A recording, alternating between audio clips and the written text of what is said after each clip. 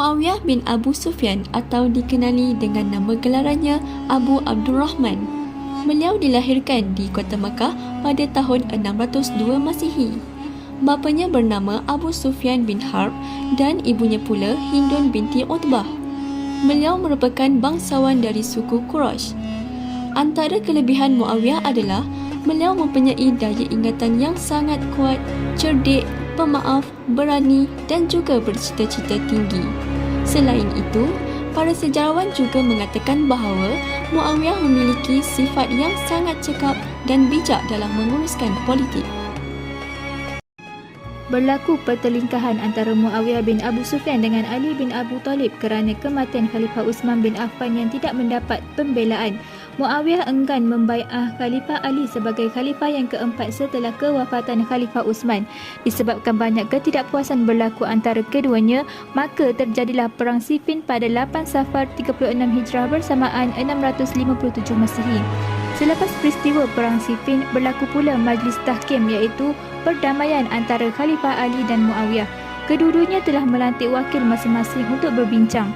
Natijah daripada peristiwa tahkim, kedua-dua wakil bersetuju untuk melantik mereka yang layak dari kalangan para sahabat yang masih hidup sebagai khalifah seterusnya. Sebelum Muawiyah bin Abu Sufyan dilantik sebagai khalifah, Muawiyah sempat berada pada zaman Rasulullah SAW dan zaman Khulafa' Ar-Rasyidin. Ketika zaman Rasulullah, Muawiyah merupakan seorang kanak-kanak yang berusia 15 tahun.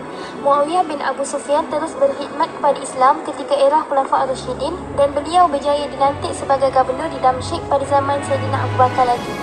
Pemerintahan era Khulafa' Ar-Rasyidin telah berakhir apabila pemerintahan seterusnya disandang oleh Sayyidina Hasan iaitu anak kepada Sayyidina Ali.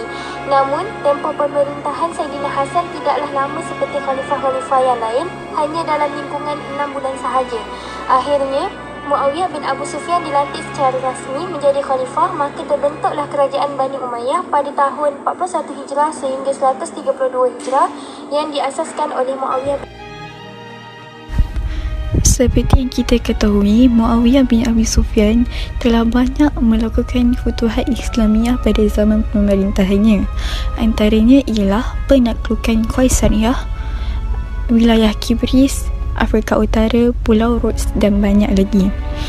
Hal ini bertujuan untuk menyebarkan lagi dan meluaskan lagi futuhat Islamiah yang sedia ada kepada masyarakat dan kaum tersebut agar lebih ramai memeluk agama Islam.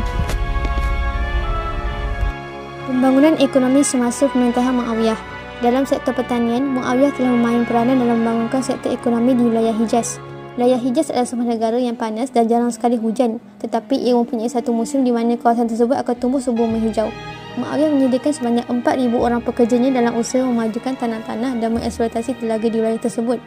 Hasil daripada itu, wilayah Hijaz telah berkembang menjadi sebuah ladang yang hebat dan pesat kemajuannya. Seterusnya dalam sektor perdagangan, Muawiyah telah mempelopori perdagangan maritim asbab kepimimpinannya sebagai ketua armada laut. Ketika pemerintahannya, beliau telah menguasai tempat pembakian kapal yang terbesar dan kedua terlengkap di Mesir.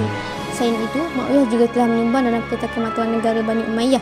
Matuan tersebut dicetak serupa dengan matuan Dinar Byzantium dan juga Dirham Sassanid. Cuma perbezaannya adalah dengan penambahan beberapa lambang keislaman seperti kata Tauhid.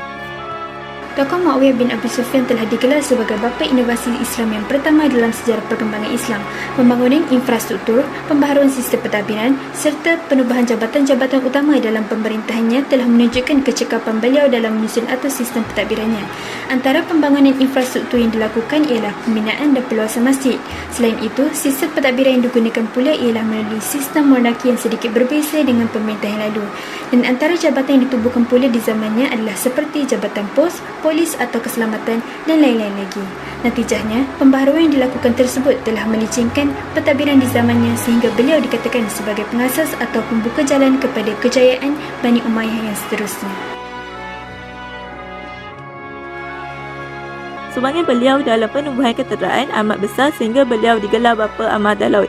Terdapat beberapa peperangan yang telah dipimpin oleh Muawiyah, antaranya Perang Kibris dan Perang Zatu Asyawari. Antara strategi ketenteraan beliau adalah membina sistem pertahanan kota di pesisiran laut dan menyusun tindakan ketenteraan yang bersepadu di antara dua angkatan laut dan darat. Sementara itu, dari segi seni peperangan, beliau mencetuskan serangan secara tidak langsung Hal ini dapat dilihat bahawa beliau bijak dalam membagi tentera di setiap pasukan. Muawiyah juga mempunyai dasar-dasar peperangan yang tertentu untuk memastikan keselamatan tentera Islam terjamin di medan perang. Di hujung pemerintahan Muawiyah, beliau telah melantik puteranya sendiri yakni Yazid bin Muawiyah sebagai penggantinya. Hal ini telah menimbulkan konflik di kalangan umat Islam kerana beliau tidak menggunakan kaedah syura yang digunakan pakai oleh Khulafa' ar-Rashidin. Muawiyah telah mengambil keputusan ini atas faktor untuk mengelakkan perpecahan umat Islam seperti yang berlaku ketika pemerintahan sebelumnya. Terdapat beberapa orang tokoh Islam yang masih hidup ketika itu yang tidak bersetuju dengan keputusan Muawiyah. Antaranya adalah Husain bin Ali, Ibn Zubair, Ibnu Umar, Abdurrahman bin Abu Bakar. Muawiyah bin Abu Sufyan telah wafat pada bulan Rajab pada tahun 60 Hijrah sewaktu usianya sekitar 74 tahun. Beliau telah dimakamkan di Babu Saghir Damsyik, Syria. Kewafatan beliau adalah berpunca daripada penyakit yang dihidapinya sewaktu di akhir hayatnya. Sekian, itu sahaja daripada kami. Sekian, terima kasih.